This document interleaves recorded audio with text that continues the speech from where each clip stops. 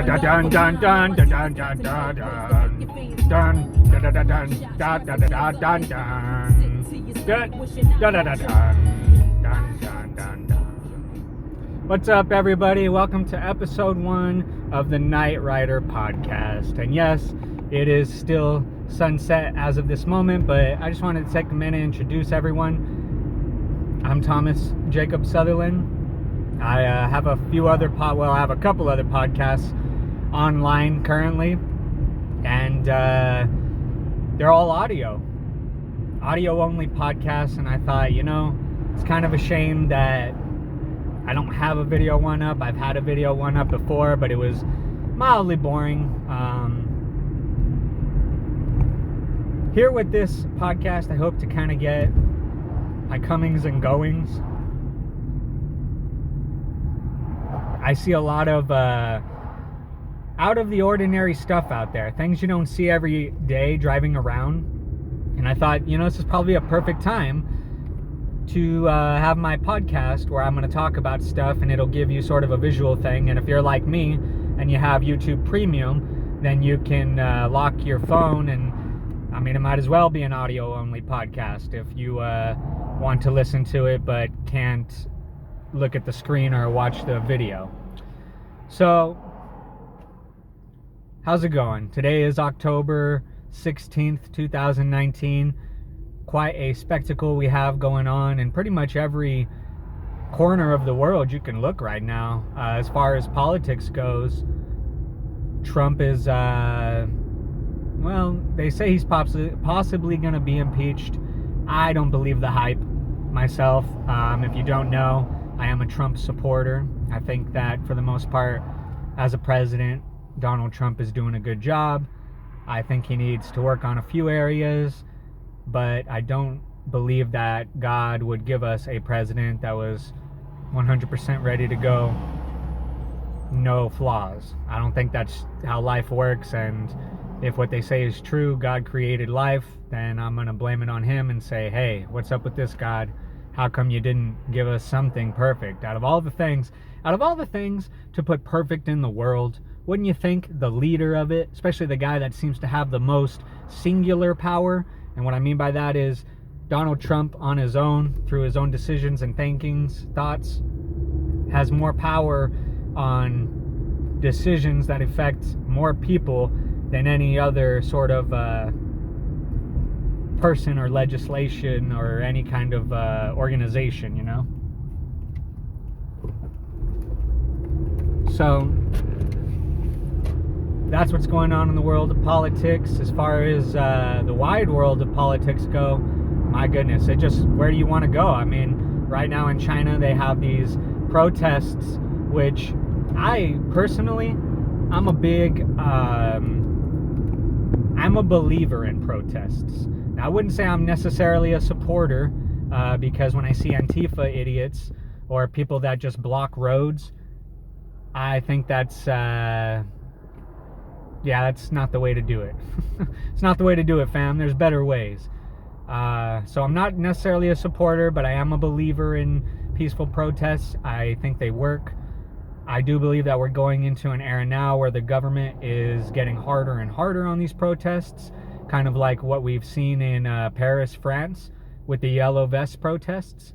We've seen a lot of rubber bullets, tear gas, new munitions being used, such as LRADs, such as lubricants they spray on the floor so that people can't stand or get their balance on the flat surface they're trying to protest on. There's a lot of different things they're trying out in Hong Kong right now with the protests, and many of them are brutal. I've seen videos of the police or the state-run government agents, and I don't mean agents like a secret agent like James Bond. That's like a cool secret agent that helps the world and the people that are trying to do good in it. I mean an agent like from the Matrix, like Agent Smith, someone who believes that humans are a virus that should be wiped out. Those what kind of agents are in Hong Kong right now, beating up these poor college students and young adults trying to protest and make their country a better place. And for those that don't know, a lot of the protests is based off of what America went to war with England over. Hong Kong is its own state, is its own nation, or it was its own nation, and China's trying to come in with its communist iron fist and make it bow down and fall in line. So anyway, power to the people over there in Hong Kong. Keep up the good protests. In the Middle East right now, we have Syria being invaded by Turkey. And I heard a very interesting remark about Turkey today. I believe it was on the Daily Caller podcast, which I do listen to, but I also listen to Joe Rogan Experience is probably my favorite. I listen to the Church of What's Happening Now, Media Roots Radio with Abby Martin, Duncan Trussell Family Hour, Dan Carlin, his Hardcore History, and Common Sense, which he hasn't put out an episode in a while, but still looking for that to come down the pipe. I also like the Higher Side Chats with Greg Carlwood. There's a couple others that I like to listen to, but those are my main favorites. Anyway, I was listening to the Daily Caller podcast today, and I forget the host's name, but the host was talking about how Turkey is kind of like a blight on the world. I hate to say it like that. I don't mean to categorize a whole nation of people, but most often, if you ask anyone who's not from Turkey or lives in Turkey, generally they're not going to like Turkey. A lot of people do not like Turkey. Seems to be that the only ones that really do are communists or former communists like Russia and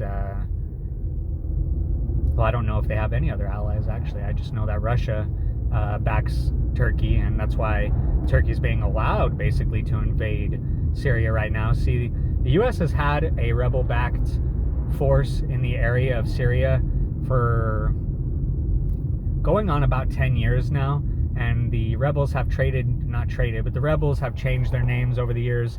They've changed their guerrilla tactics. They've changed a lot, and unfortunately, I think the U.S., namely Donald Trump, who's the commander-in-chief, had to just let it go. If we were to fight with Turkey, then Russia would get involved, and we don't need World War III happening right now. Please, folks. No World War III, at least not right now, okay? Wait till we have surrogate robots to fight so that very few people die.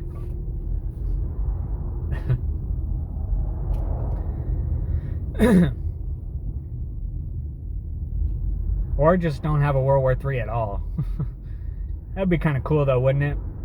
If we could do like, okay, well, Russia just declared war on the US, send out your surrogates, and then they go to war like online or even just like a video game.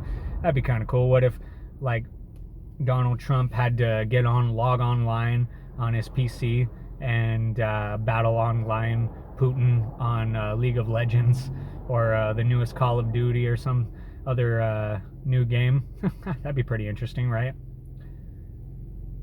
So that's the politics. As far as music goes, I love a lot of different music. Seems like nowadays there's almost always something going on. As far as the newest music that I've checked out, I would say, oh come on, someone just put out an album and I was really excited about it. Well, unfortunately, it's escaping me right now. I do like a lot of rap. I like a lot of trap. I like some EDM. I like a little bit of everything, but I definitely like certain categories way, way more than others. And when I say way, way more than others, I mean like I have certain categories that just I don't know, I seem to listen to them all day sometimes. Trap and rap are big with these. And when I say trap, if you want to check out some good trap artists, Bro Safari, RL Grime, there's a lot of good names out there. I would recommend people go check that out. Kind of died down after it came out, and I guess that's just kind of how it goes. It is a subgenre. Let's see, what else can we talk about that's interesting before we call this episode Finn?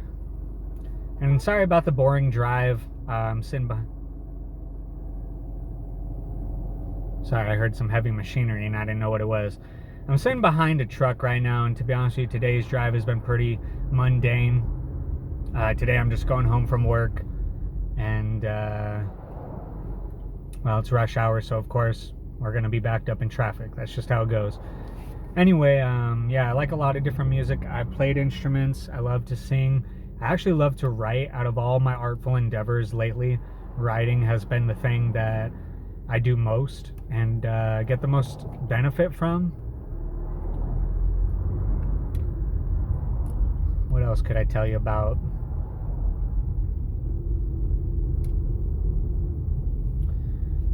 I could tell you about how right now in the world of the supernatural, we've been wondering for a while what's going on with the sky, and some people thought it was HARP, some people thought it was natural, some people thought it was man-made climate change. I'm not sure exactly what's going on, but if you ask me, after I've seen these tube clouds, I've seen these holes in the sky where the whole sky is cloud covered except for a 1.5 to 2 mile area that seems to be sort of shot through almost. I do believe that some of the cigar clouds or tube-shaped clouds you see are natural. I believe that since we have the internet and more people are getting access to the internet, that's something we don't think about. People in my generation that have had the internet for well over the past 10 years, there's a lot of people in other countries in lower socioeconomic statuses that are barely getting access to the internet right now, and everything that we discovered 5+ years ago is brand new to them. So I think as we're getting that out, more people are seeing more of the world, and that's what part of all that is. I think that part of getting more of it is that we're seeing more supernatural exposés. Let me put it like this. Here's a good example, and this is a hypothetical. If Bigfoot was real, I believe that the internet getting bigger maybe launched at first fake Bigfoot sightings and stuff, but if Bigfoot was real, the fake internet explosion for Bigfoot had to come before the reveal or the proof comes out. But if he is in fact real, then the proof will come out thanks to the internet and the explosion of information and people sharing it constantly. So I think it's a good thing. In the meanwhile, we have to wait and sort through what we think is real and what's not. But no matter what, we should always appreciate the fact that we're born in a time where we're able to go and search for that. We can hunt for the truth. Imagine an era, and it's not here right now, it's not here within the next 5 years, but imagine an era coming soon in which all the truth has been sought out and there is no more need to hunt for the truth for us ordinary folk. Imagine going about your daily life and not having the joy of listening to somebody talk about Bigfoot on the radio or online, or seeing a show about Bigfoot, or watching a super in-depth documentary. Imagine a time where that's just not fun because you already know, oh yeah, Bigfoot's real. They have them at the zoo. They're real rare, but they're real. Yeah, you want to go see it? Let's go check it out. That would kind of suck, wouldn't it? I mean, that's what we're all kind of striving for. That's what we're all shooting for. That's the goal to get to. But in the meantime, I'm Thomas Jacob Sutherland saying you should enjoy the chase. As someone who's done a lot of chasing, if you look at any successful, prominent figure, whether it be in politics, in business, in music, in art, they suffered failure after failure after failure after failure, and even more sometimes, and then finally got success. So don't give up your search for truth. Take joy in the chase of it, and appreciate this unique gift in the kaleidoscope of life that we've been given. As God looks through the universe and turns and looks at it through different lights, he sees each one of us a small speck completing a great picture, but I'm sure at some point during God's great, eternal, also mighty powerful existence, he stops at every single one of the specks and just takes a look at it, and maybe even tries to help it, but at the very least takes interest in it and gives it a little bit of that godly love and focus. So anyway, that concludes the first episode of the Night Rider podcast. Thank you for joining me, everybody. Please tune in for more, because there will be more. And I have to sing over the music, because otherwise, the whole copyright thing. So that's why you hear that. But anyway, I will catch you later.